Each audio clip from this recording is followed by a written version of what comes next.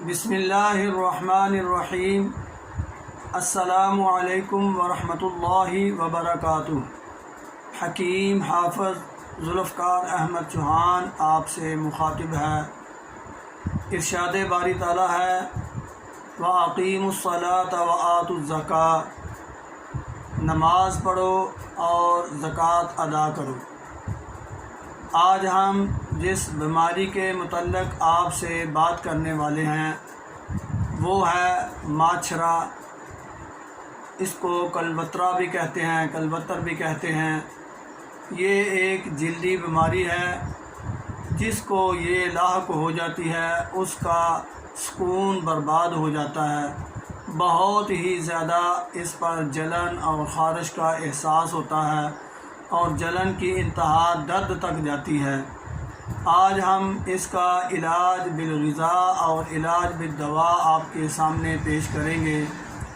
کافی دوستوں کا اصرار ہوا کہ یہ نامراد جو بیماری ہے اس پر بھی میں کچھ عرض کر دوں، تو اس کا جو علاج بالدوا ہے وہ تو بعد میں ہم آپ سے ذکر کریں گے، لیکن سب سے ضروری اس میں یہ ہے کہ آپ غذا کون سی استعمال کریں۔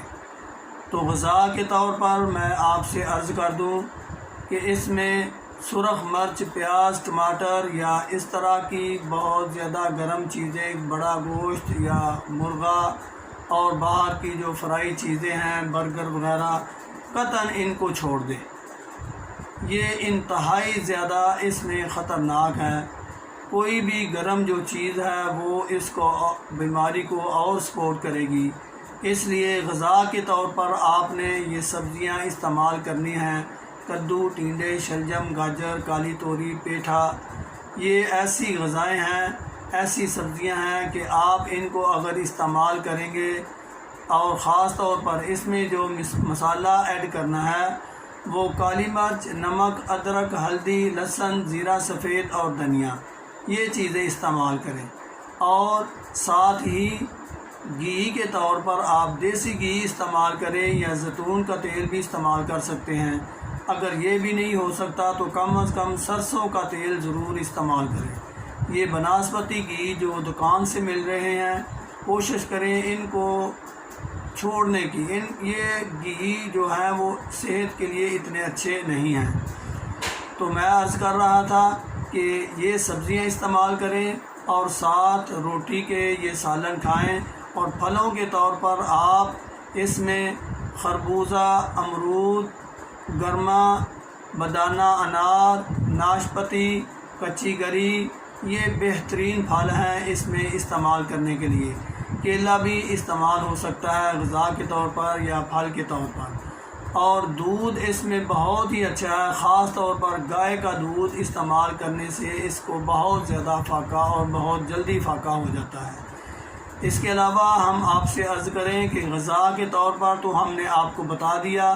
اب علاج بالدوا اس کا یہ ہے کہ آپ نے پانی جو ہے وہ ہمیشہ نیم گرم استعمال کرنا ہے، اور ایک سونف ایک حصہ اور سونڈ ایک حصہ، یہ دونوں کو برابر وزن ملا لیں، اور ساتھ زیرہ سفید، یہ ان کے ہاف حصے کے برابر۔